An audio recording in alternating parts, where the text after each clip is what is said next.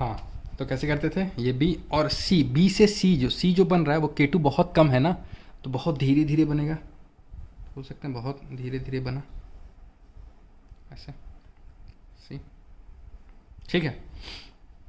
अब दूसरा केस क्या होता था, जब K2 ग्रेटर देन K1 हो, मच मच ग्रेटर देन, तो कंसंट्रेशन और टाइम, ये कैसे बनता था। अब देखो K2 बड़ा है, K1 बहुत छोटा है, तो K1 अगर छोटा है तो बोल सकते हैं इस बार अब ए से भी बहुत आराम से बनेगा, यानी ए जो घटेगा वो अब थोड़ा सा आराम से घटेगा, एक्सपोनेंशियली वो घटेगा लेकिन थोड़ा आराम आराम से। यहाँ पर जैसे देख अचानक से एकदम घटा नीचे, तो ये थोड़ा सा आराम से घटेगा, क्यों, क्योंकि K1 इस बार कम है, यहाँ पर K1 ज़्यादा था इसलिए बहुत तेज़ी से घटा, मतलब क्योंकि ए से भी तुरंत बनने लगा था, तो ये ए। अच्छा, बी के बारे में क्या बोलेंगे, बी के बारे में कैसे होता था, बी जैसे बन रहा है उसी तरह ख़त्म भी हो जा रहा है, तो कांस्टेंट टाइप का हो जा रहा था, है ना। और सी इस बार बहुत तेज़ी से बन रहा है, देखो सी बहुत तेज़ी से बन रहा है, ठीक है, तो इसको सी बोलते थे, इसको इसको क्या बोलते थे, बी, और इसको ए बोलते थे, है ना। तो ये था ग्राफ अपना, किसका, सीरीज़ का। तो सीरीज़ का ग्राफ भी एक बार वो रिवीजन करा दिए। अब कुछ क्वेश्चंस कराएं क्या। अच्छा, एक क्वेश्चन चलो ग्राफ का भी कराते हैं।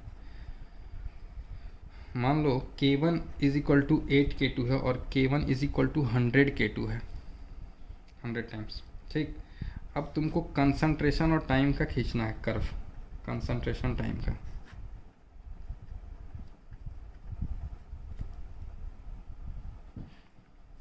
बताओ कैसे खींचोगे।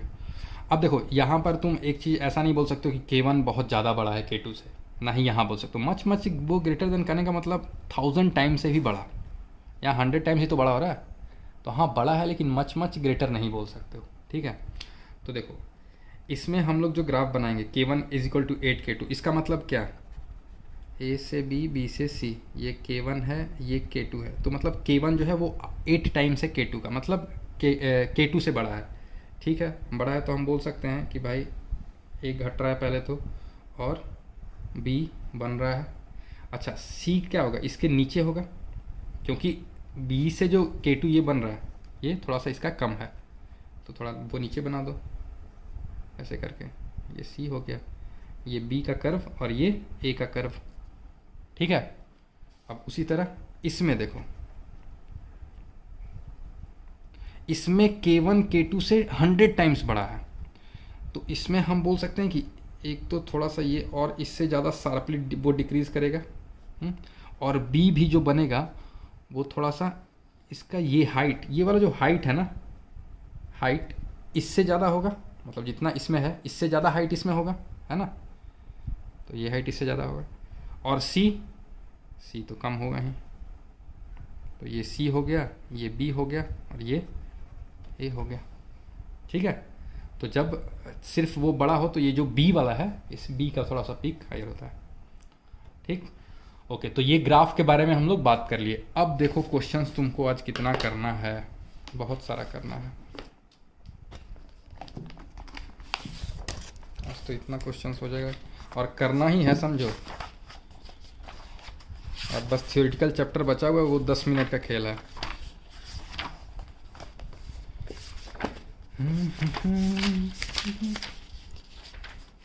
वन 122 से शुरू करोगे 150, ठीक है। कम है क्या, अगर कम लगे तो लेवल 2, खासकर एडवांस वाले बच्चे लेवल 2 पूरा करोगे, क्योंकि इसमें अब कुछ थियोरेटिकल कॉन्सेप्ट ऐसा नहीं है वो रेडियो एक्टिविटी का जो शायद यूज़ होगा, शायद,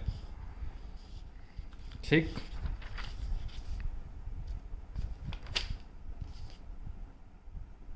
क्लियर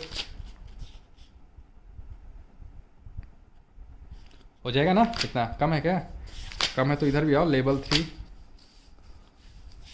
इसमें तुमको कुछ वो थियोरेटिकल मिलेगा, बाकी पैसेज टाइप का क्वेश्चन। अच्छा, ये क्वेश्चन देखो तो सब लोग एक बार, नीट जेईई एडवांस सब लोग, ये क्वेश्चन, ये पैसेज छोड़ दो। यहाँ half life period of uranium 237 is 2.5 into 10⁵ years. In how much time will the amount of uranium 237 remaining be only 25% of the original amount?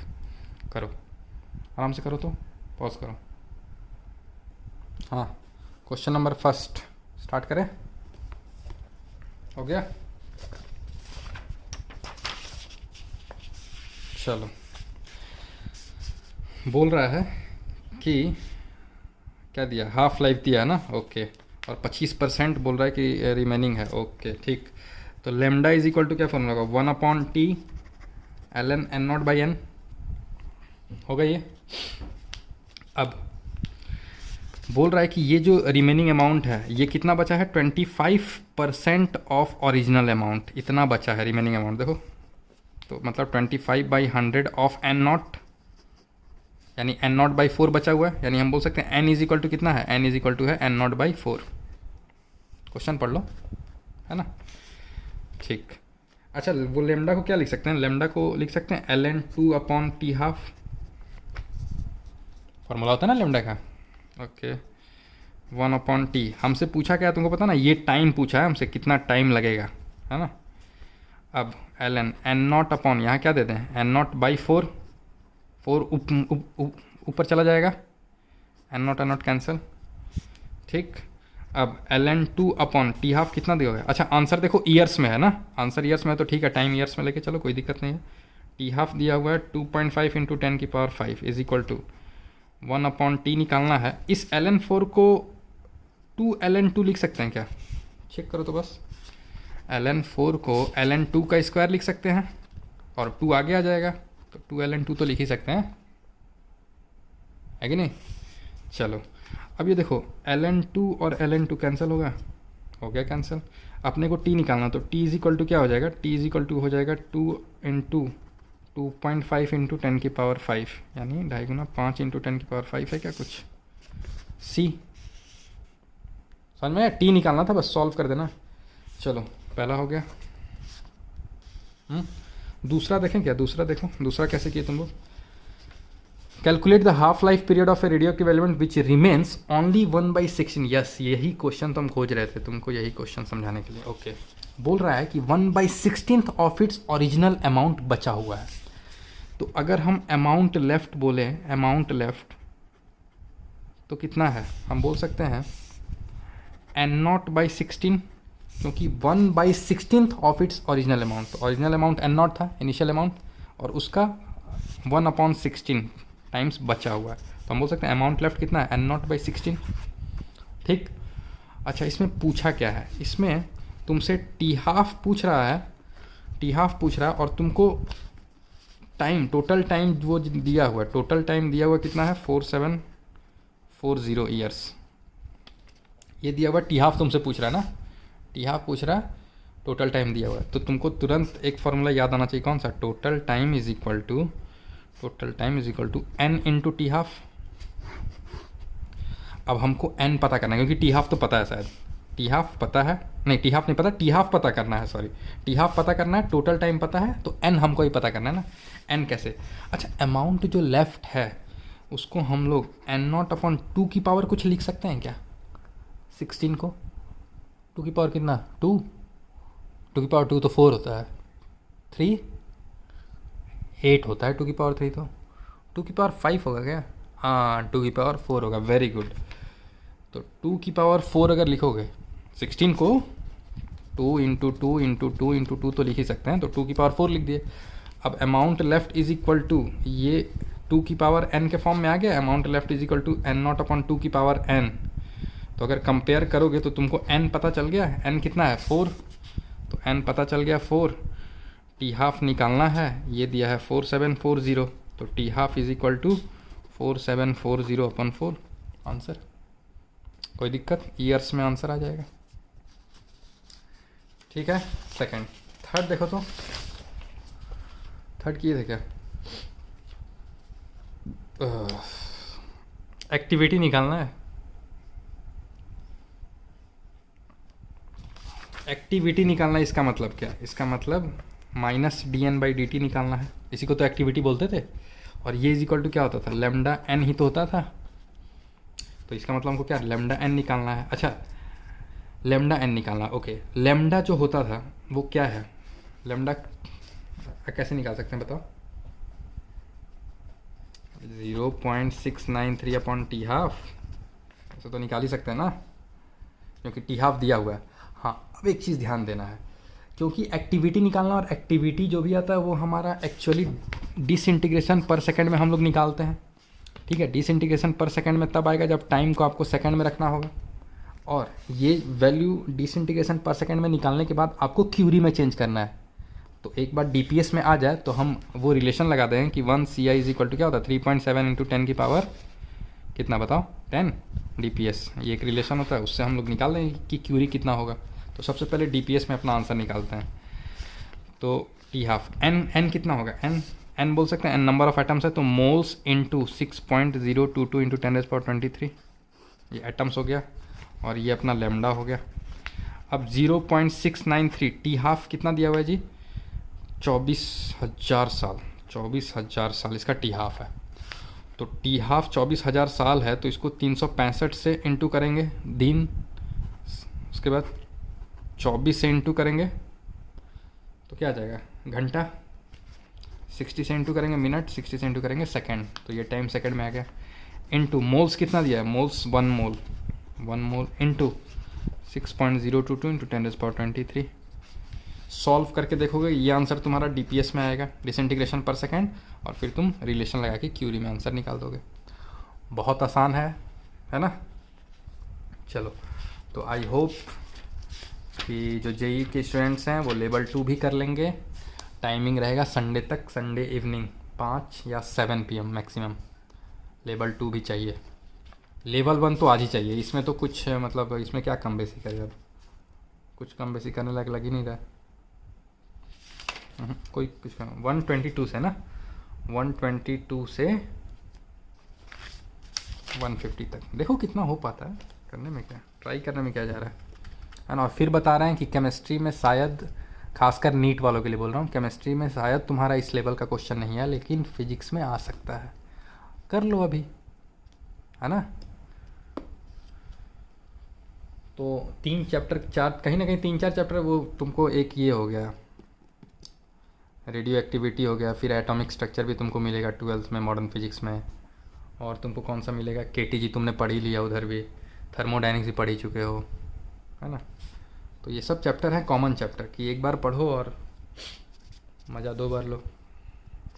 चलो हो जाएगा अब, वेरी गुड। अच्छा, एक और बेसिक क्वेश्चन कराने वाले थे क्या, देखें क्वेश्चन लिखो, a sample of a sample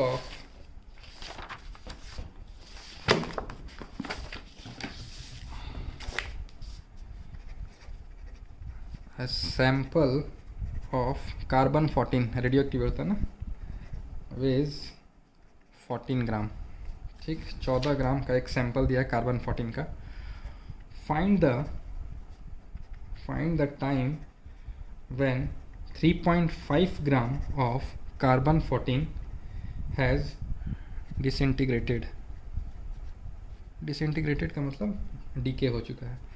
T half दिया हुआ है कार्बन 14 का 5760 ईयर्स। बहुत जगह वो कार्बन का टी हाफ 5730 ईयर्स भी देखोगे। अच्छा, क्वेश्चन नहीं दिख रहा है क्या, परफेक्ट, अब दिख रहा है, करो तो पॉज कर लो, करो, सिंपल है, फॉर्मूला लगा दो, T इज इक्वल टू 1/λ कौन सा, इनिशियल वेट कितना है, और फाइनली WT कितना बच रहा है वेट, है ना, क्योंकि वेट में दिया तो वेट में कर लो 1/λ W0 कितना 14 ग्राम, और कितना बचा 3.5 डिसइंटीग्रेट हो गया, तो बचा कितना 14 - 3.5, है ना। वैल्यू पुट कर दोगे आंसर आ जाएगा, ठीक है। ईयर्स में निकाल सकते हो आंसर, कोई दिक्कत नहीं है, तो ईयर्स में निकाल सकते हो, तो इसको तुमको चेंज करने का ज़रूरत नहीं पड़ेगा टाइम को, है ना। चलो ये हाँ हो गया। चलो अब एक टॉपिक छोटा सा है वो देख लेते हैं, प्रेडिक्टिंग एज ऑफ फॉसिल्स क्या होता है पता है ना, डेड एंड डिकेड्स जो लिविंग ऑर्गेनिजम्स वगैरह होते हैं उसको फॉसिल्स बोलते हैं, ठीक है। अब इसको इसका एज कैसे निकाला जाता था, इसको बोलते हैं कार्बन डेटिंग से, कार्बन डेटिंग बोलते हैं। ठीक, रेडियो एक्टिव कार्बन डेटिंग आगे लगा, तो रेडियो एक्टिव कार्बन वो डेटिंग से हम लोग फॉसिल्स का एज कैलकुलेट करते हैं। तो सबसे पहले तुमको ये पता होना चाहिए कि लिविंग ऑर्गेनिज्म में ना, देखो CO2 होता है कार्बन डाइऑक्साइड, तो अगर बॉडी में कार्बन है या बाहर में भी एटमॉस्फेयर में भी कार्बन है, तो जो भी कार्बन होगा तो इस कार्बन का एक आइसोटोप होता है कार्बन 14 जो कि रेडियो एक्टिव होता है। तो कुछ कार्बन के एटम्स C14 वाले भी होंगे, जैसे मान लो एटमॉस्फेयर में मान लो CO2 है, तो कुछ CO2 के एटम ऐसे भी, कुछ CO2 के मॉलिक्यूल ऐसे भी होंगे जिसमें कार्बन 14 होगा, बिल्कुल होगा, है ना। उसी तरह बॉडी में भी हमारे कार्बन से बना हुआ है, तो कार्बन है तो कहीं ना कहीं कुछ कार्बन 14 वाले भी होंगे, बात समझ रहे हो। तो एक लिविंग ऑर्गेनिज्म में जो CO2 का जो होता है ना, CO2 जो एटमॉस्फेयर में होता है, CO2 का जो लेवल होता है उसमें CO2 का ये कार्बन 14 और CO2 का कार्बन 12, ये दोनों लिविंग ऑर्गेनिजम्स में 1:10 की पावर 12 का रेशियो होता है, और ये कांस्टेंट होता है लिविंग ऑर्गेनिज्म में। ठीक है, तो हम लोग कैसे इस कार्बन डेटिंग का यूज़ करके कैसे फॉसिल्स का एज निकालेंगे, उसके लिए अपना एक फार्मूला क्या है, T = 1/λ ln A0/AT। अब A0 क्या है, A0 है मेरा एक्टिविटी ऑफ फ्रेश सैंपल, और AT हो जाएगा एक्टिविटी ऑफ ओल्ड सैंपल। ठीक है, इसमें कुछ लाइन अगर थ्योरी वो लिखना चाहते हो तो लिख सकते हो, in living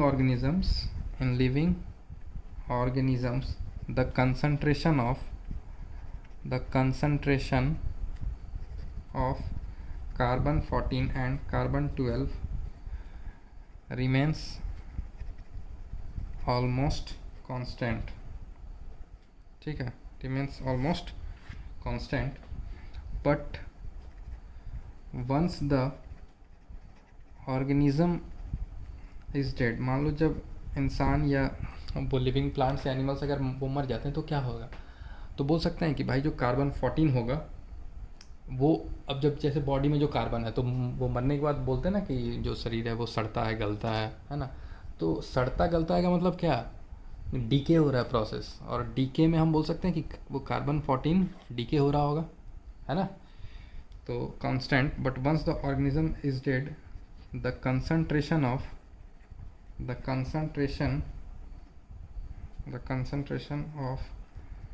C14 start decreasing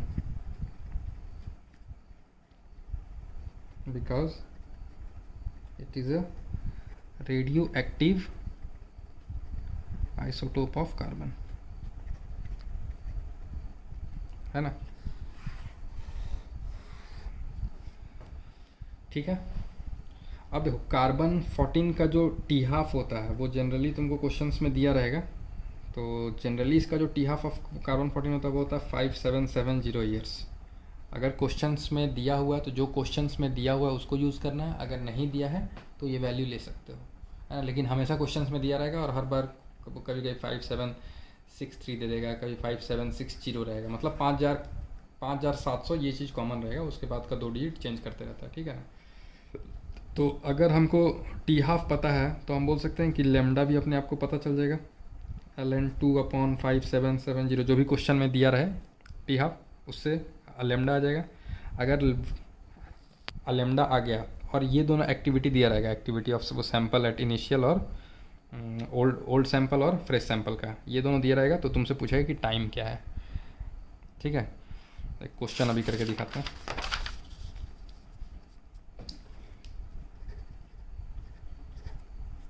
A freshly cut wood piece gave 64 beta particle. 64 beta particle, beta particle क्या है, इतना रेज वो निकाल रहा है।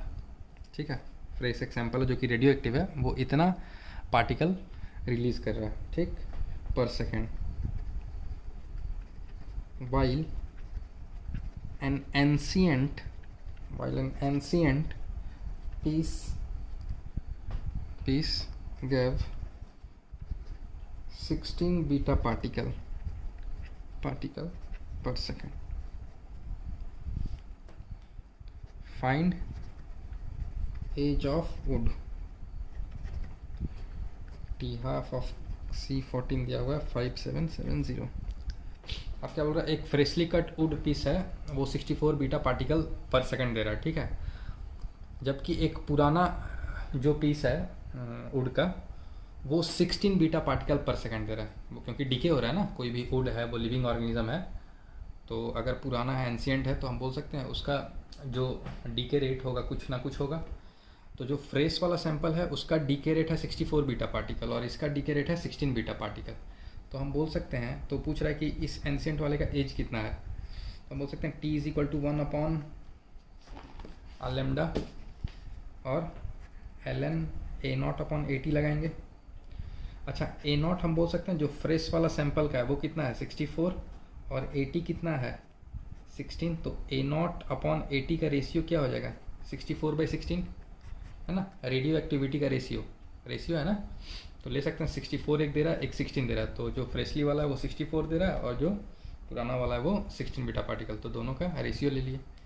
अब लेमडा हमको टी हाफ पता है ना, तो टी हाफ पता है तो लेमडा आ जाएगा, तो टाइम क्या हो जाएगा 1 अपॉन लेमडा हो जाएगा 0.693 अपॉन टी हाफ ऊपर चला गया 5770 इंटू ln 64/16 4 बार में।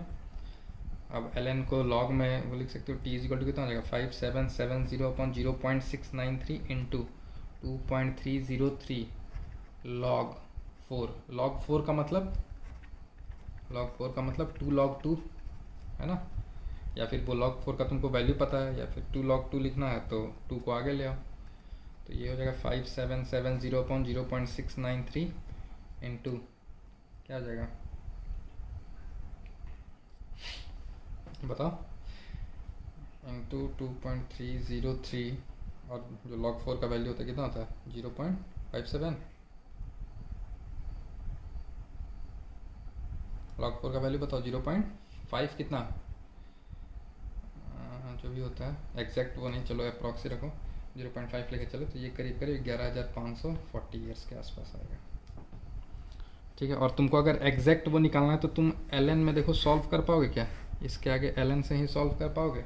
हम बोल सकते हैं t इज इक्वल टू ये हो जाएगा 5770, ठीक है 5770, क्योंकि लेमडा मेरा क्या है, लेमडा है 577 लेमडा इज इक्वल टू क्या होता है, लेमडा इज इक्वल टू होता है ln 2 अपॉन टी हाफ है ना 5770। तो अगर ln के टर्म में अगर वो लिखोगे आसानी से सॉल्व हो जाएगा, तो इतना कॉम्प्लिकेटेड कर रहे हैं। t is equal to 1 upon lambda ln A0 upon 80 है, ठीक है। लेमडा इज इक्वल टू क्या होगा ln 2 अपॉन 5770, पुट करो 1 अपॉन लेमडा ln 2 नीचे 5770 ऊपर और ln A0 कितना है 64 अपॉन 16 4 बार में, तो ये 5770 अपॉन ln 2, इसको ln 4 को क्या लिख सकते हैं, ln 4 को 2 ln 2 लिख सकते हैं क्या, तो लिख दो, तो 2 इंटू ln 2, अब ये ln 2 डायरेक्ट कट जाएगा, तो ये एक फ़ायदा था है ना कि हमको मल्टीप्लाई कम करना पड़ेगा, तो डायरेक्ट आंसर कितना आ गया 11,540 ईयर्स, ठीक है। ये समझ में lambda is equal to ln 2 होता है ना 0.69, ln 2 को ही तो लिखते हैं 0.693 अपॉन ये टी हाफ है ना, तो ln 2 के फॉर्म में इसे लिखेंगे कि यहाँ ln 2 आ रहा तो वो कट जाएगा आसानी से, बस 2 से काम हो जाएगा। तो इस टाइप्स के क्वेश्चन, एक और क्वेश्चन अभी देते हैं, सपोज तुमको रेडियो एक्टिविटी ऑफ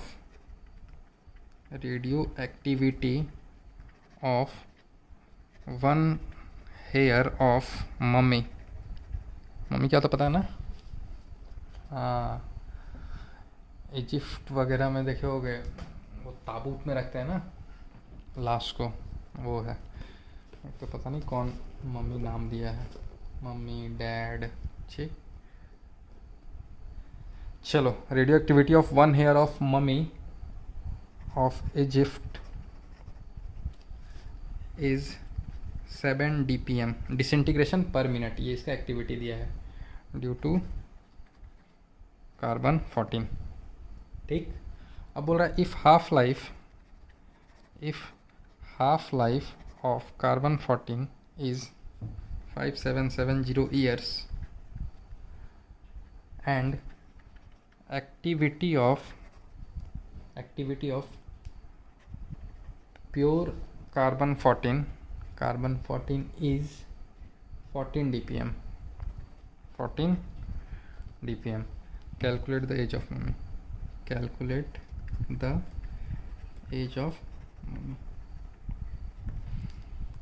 बोल रहा है कि radioactivity of 1 hair of mummy of Egypt is 7 dpm। इसका मतलब हेयर में भी तो कार्बन तो होगा ही ना, तो कार्बन उसमें जो हेयर में जो कार्बन 14 है उसका जो एक्टिविटी है वो कितना है 7 dpm जो लास्ट है, और ऐसे कार्बन वो 14 का दिया है प्योर जो है यानी फ्रेश कार्बन 14 का एक्टिविटी वो कितना है 14। तो हम बोल सकते हैं क्या कि direct T is equal to, अगर लगाना है 2.303 अपॉन लैम्डा लॉग n0/n। ठीक है, तो यहाँ पर इसके जगह हम एक्टिविटी का रेशियो भी रख सकते हैं क्या, क्योंकि देखो कहीं ना कहीं हम बोल सकते हैं कि जो एक्टिविटी है, एक्टिविटी मतलब क्या, वही रेट ऑफ डीके किस पे डिपेंड कर रहा है, एटम्स पे, है ना। मान लो इनिशियल अगर रेट है तो वो किस पे डिपेंड करेगा, इनिशियल एटम्स कितने, जितने ज़्यादा एटम्स होंगे उतने ज़्यादा वो रेट ऑफ डीके होगा। या किसी टाइम टी की बात करें तो रेट जो है एन टी पे डिपेंड करेगा, जितने नंबर ऑफ एटम्स होंगे एट टाइम टी पे तो वो उसका रेट होगा। ठीक है ना, तो हम बोल सकते हैं कि इसका एक्टिविटी जो है, एक्टिविटी अगर दिया है तो ये एक्टिविटी भी तो किस पे वो डिपेंड करेगा, इसी n0 पे। तो इसके जगह हम एक्टिविटी का रेशियो भी तो ले सकते हैं। ठीक है, रेशियो है इसलिए ले सकते हैं एक्टिविटी का रेशियो डायरेक्ट। तो 2.303 लैम्डा क्या हो जाएगा बताओ, लैम्डा क्या हो जाएगा, टी हाफ दिया हुआ है तो लैम्डा आ जाएगा ना, lambda is equal to 0.693 upon T half 5770। तो यहाँ पर 0.693 ऊपर में 5770 लॉग n0 क्या है, जो फ्रेश सैंपल का एक्टिविटी होगा, कितना है फ्रेश सैंपल का एक्टिविटी 14 है ना, 14 अपॉन फ्रेश का 14 है 14 dpm और इसका कितना है 7 dpm, 7 से 2 बार में। अब इसको भी ln से कर सकते थे, ln से करोगे देखो शायद आसानी से हो जाएगा, क्या चेक करना एक बार, हो जाएगा। यहाँ ln आ रहा है ना, t is equal to 1 upon lambda ln n0/nt रखते हैं।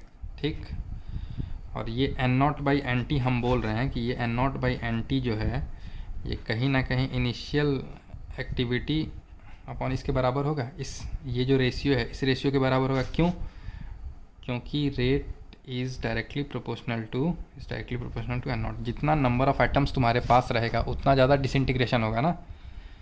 ठीक है, तो इसलिए हम यहाँ पर n0/nt की जगह हम जो एक्टिविटी का रेट है वो लिख सकते हैं। n0 कितना दिया है, r0 एक्टिविटी 17 दिया नहीं 14, और rt जो पुराने वाले का वो 7 दिया है। ठीक है, 14/7। तो हम बोल सकते हैं 1 अपॉन लेमडा, लेमडा क्या लिख सकते हैं, lambda is equal to ln2 upon T half, यानी ln2 अपॉन 5770।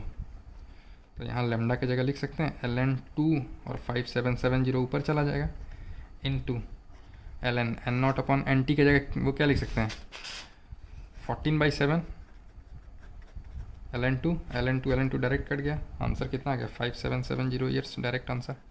ठीक है, तो कैलकुलेशन से बचना है तो ln में सॉल्व करके कर सकते हो, क्योंकि मोस्ट ऑफ द क्वेश्चन हो सकता है यहाँ ln2 ln4 इस टाइप से आ जाए, ताकि नीचे वाला ln2 कट सके।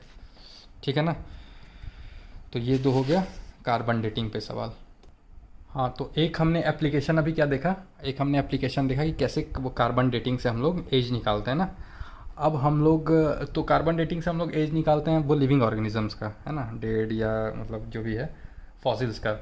अब अगर पत्थरों का निकालना है, पत्थर जो होते हैं, पत्थर वो कितना पुराना पत्थर है, ये है वो ऐसा, तो पत्थरों का जो वो डेट निकालते हैं उसको बोलते हैं यूपीबी डेटिंग, मतलब uranium PB dating, uranium lead, ये है यू से यूरेनियम और पीबी मतलब लेड, यूरेनियम पीबी डेटिंग इसको बोल, ये करते हैं determination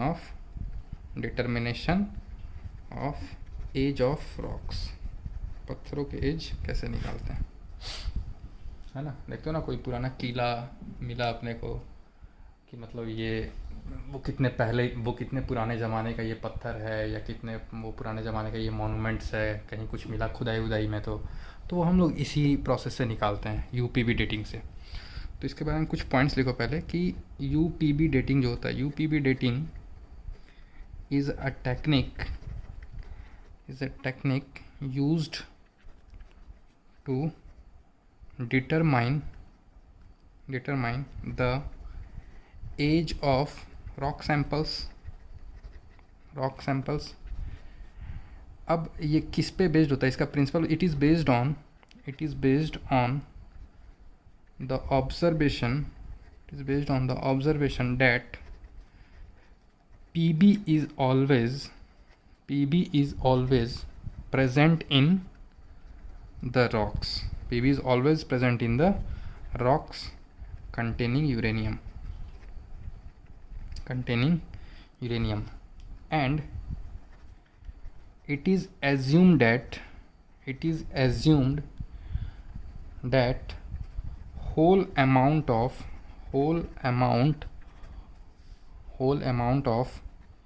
PB present in uranium sample rock is formed by disintegration of uranium। अब देखो मतलब क्या है समझो,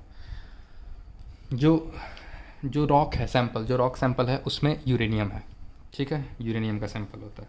अब उसमें पीबी भी होता है, और पीबी कैसे होता है पता है, उस रॉक में जो पीबी है वो कुछ यूरेनियम जो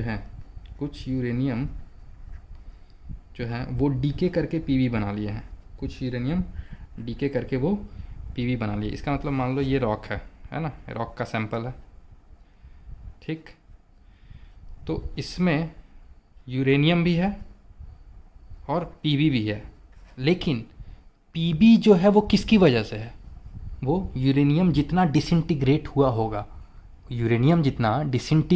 होगा न्यूक्लियाई, उतना ही पीबी है।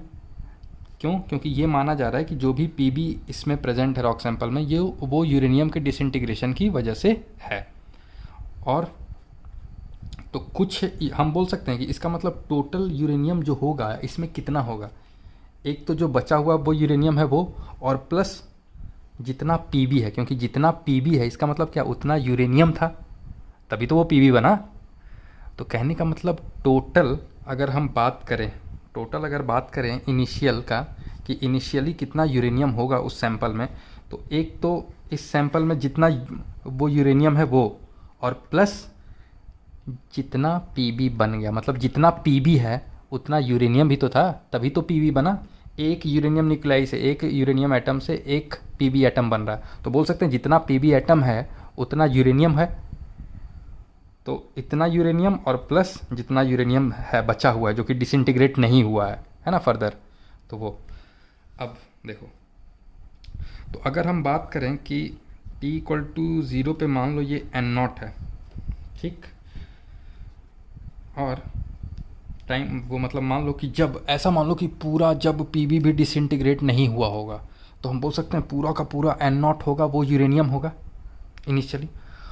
फिर कुछ पीबी ऐसा होगा जो डिसइंटीग्रेट हो गया होगा, तो डिसइंटीग्रेट होने के बाद हम बोल सकते हैं ये N0 - X, और ये कितना बना होगा X। अब देखो समझो, अगर ये रॉक सैंपल है और इसमें यूरेनियम भी है और पीबी भी है, इसका मतलब यूरेनियम जो है वो कितना होगा, N0 - X ही तो होगा, N0 थोड़ी होगा इनिशियली, N0 - X होगा। क्यों? क्योंकि कुछ जो था यूरेनियम वो तो पीबी बन चुका ना, तो अब इस रॉक सैंपल में जो यूरेनियम बचा होगा वो कितना बचा होगा, N nought minus X plus ये पी बी के बराबर एक्स, जितना पी बी है उस रॉक सैंपल में, मतलब जितना पी बी बना होगा। बात समझ रहे हो कि नहीं, क्या समझाना चाह रहे हैं? यस।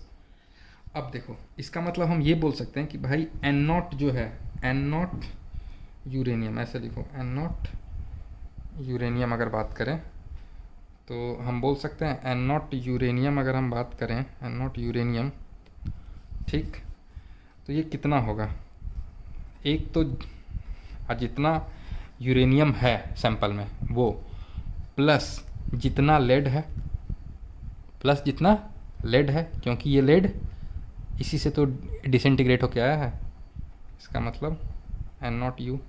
बात समझ रहे हो? अब इस एन नॉट यू जो है मेरा, ये जो है इसको हम लोग बोल सकते हैं भाई कि ये क्या है, ये है मेरा uranium at time T, uranium at time T, और plus P B at time T बोल सकते हैं क्या। एन नॉट जो है यूरेनियम का एन नॉट, ये एन नॉट किसके बराबर होगा, ये जो एन नॉट है यूरेनियम का वो किसके बराबर होगा, एन नॉट माइनस एक्स और प्लस एक्स। अब एन नॉट माइनस एक्स जो है ये क्या है, number of uranium atoms at time T, और प्लस ये एक्स क्या है, number of P B atoms at time T. बात समझ रहे हो कि नहीं? ये एन नॉट क्या है, दिस इज़ द इनिशियली, मतलब उसमें टोटल इनिशियली इतना नंबर ऑफ यूरेनियम के एटम्स होंगे। क्यों ऐसा बोल रहे हैं, क्योंकि जो पी बी है, बार बार बोल रहे हैं, जो पी बी है रॉक सैंपल में वो यूरेनियम की वजह से ही तो बना है। तो इसका मतलब पूरा इनिशियल अगर जाओगे तो दोनों का जोड़ क्या होगा कि एट टाइम टी पर जितना यूरेनियम है प्लस एट टाइम टी पर जितना पी बी है, दोनों को जोड़ दोगे तो वो मेरा इनिशियल एन नॉट दे देगा। ठीक है, बस यही चीज़ समझना है, बाकी कुछ नहीं। बाकी फिर अपना फॉर्मूला लगा देंगे, lambda is equal to 1/t L N, क्या होता है formula, N nought upon N nought minus X, यही तो होता है फार्मूला। अब 1/t, अच्छा ये एन नॉट वो माइनस एक्स को एन टी भी बोलते थे, याद है? तो N nought upon N T भी बोल लिख सकते हो, एक ही बात है। तो हम इसको क्या बोल सकते हैं, एन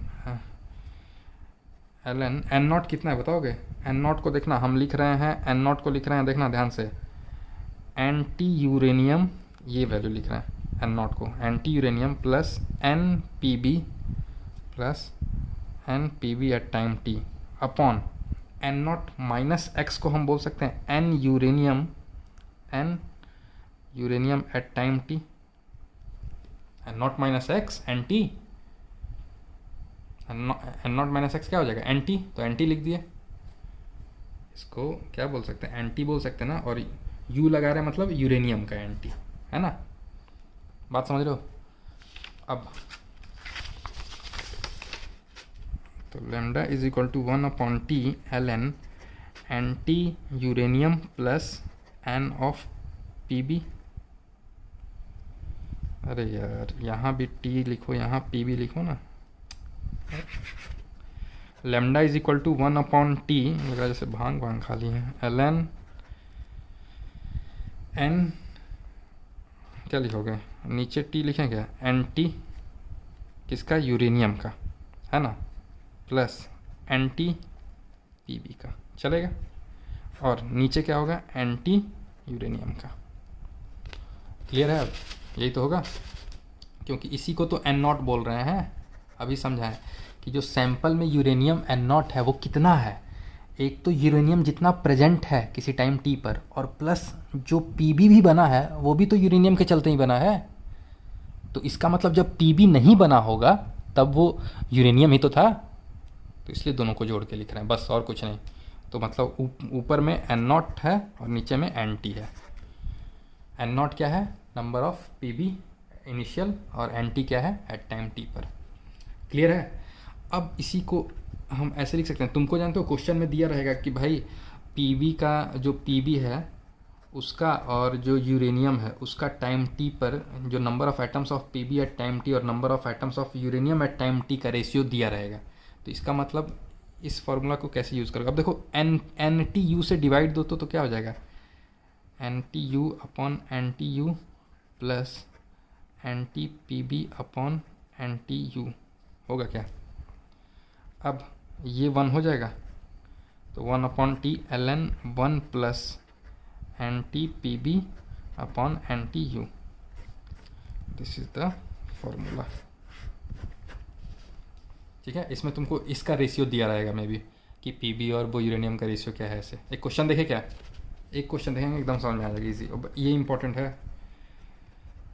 खासकर जेई के लिए।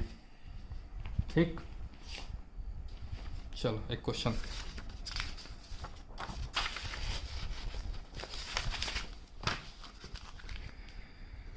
क्वेश्चन है the analysis of a rock sample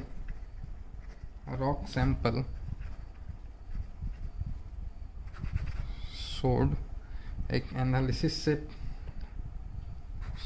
sample shown the relative number of Pb206 and uranium-238 is 4:1 ratio. The analysis of a rock sample show the relative number of this or this nuclei 4:1 ratio. Find age of the rock. T half of uranium दिया है, T half of uranium 238 4.5 into 10 की power minus 9 years. ठीक है, तो कैसे करोगे बताओ? Lambda is equal to 1 upon T L N, ये वाला इक्वेशन यूज़ करना जो बाद में लिखे थे ना, रेशियो, क्योंकि रेशियो के फॉर्म में दिया है हमेशा। तो जो लास्ट वाला जिसको ब्रैकेट में लिखे थे वो क्या था? 1 plus N of P B है ना, और एन ऑफ किसका है? यूरेनियम, ये चीज़। ठीक, अब इसी का रेशियो तो दिया 4:1। देखना पी बी एंड इसका 4:1, यानी हम बोल सकते हैं N P B upon N uranium, ये कितना होगा? 4 होगा, 4/1। तो यहाँ 4/1 पुट कर दो। अच्छा, अपने को निकालना टाइम है शायद, है ना? तो lambda is equal to 1 upon T L N 1 plus 4/1, यानी 1 प्लस 4/1 कितना? 5 हो गया ना, एल एन 5। तो 1/t एल एन 5 लेमडा। ठीक, अब तुम आगे सॉल्व कर सकते हो। कैसे? लॉग में बदल दो और लेमडा, जो लेमडा है वो क्या हो जाएगा? अपने को टी हाफ दिया है ना, तो टी हाफ दिया है तो लेमडा क्या हो जाएगा? Lambda is equal to 0.693 upon, अब देखो यहाँ पर ln2 नहीं है तो ln2 वाला यूज़ हम लोग नहीं कर सकते ना। यहाँ 2 अगर आता है या 4 आता है ना, तो हम लोग इसको जो है ln2 के फॉर्म में लिखते हैं। जब 4 नहीं है तो हम लोग सिंपल इसको सॉल्व करेंगे। कितना होगा? सॉल्व करो, इसके आगे तो सॉल्व कर ही सकते हो। 0.693 अपॉन टी हाफ कितना है जी? 4.5 इंटू 10 की पावर 9 ईयर्स, है ना? तो आंसर भी ईयर्स में आएगा। तो लेमडा की जगह हम 0.693 अपॉन 4.5 टू 10 की power 9 is equal to 1 upon T into 2.303 लिखोगे तो log 5 हो जाएगा, है ना? ln 5 को log में चेंज कर दिया। अब यहाँ से t is equal to, T को उधर ले जाओ, बाकी सब इधर ले आओ। टी को इधर लेके बाकी सबको इधर कैलकुलेट कर दो। आंसर कैलकुलेटर का यूज़ कर सकते हो अभी, है ना? बाकी हो सके तुमसे इसी फॉर्म में आंसर पूछ दे, बस यहीं तक, ये भी हो सकता है। ठीक है ना? अगर नीट उट में पूछना हुआ तो यहीं तक पूछ के छोड़ देगा। क्लियर? तो ये हमारा आज का 2 लेक्चर हो गया। काफ़ी टाइम से बना रहे हैं, काफ़ी टाइम लग गया। चलो क्वेश्चन करना है ना, अब देखो कितना होता है। ठीक, आज इवनिंग तक 7 बजे तक 8 बजे तक जब भी हो जाए लेवल 1 कंप्लीट कर लो, है ना? और एडवांस के लोग लेवल 2 भी कंप्लीट करना चालू करें और संडे तक अपना कंप्लीट करके रखें। ठीक, ओके। और तुम लोग आपस में डिस्कस किया करो, ठीक है? आपस में डिस्कशन कर सकते हो। चलो ओके, बाय।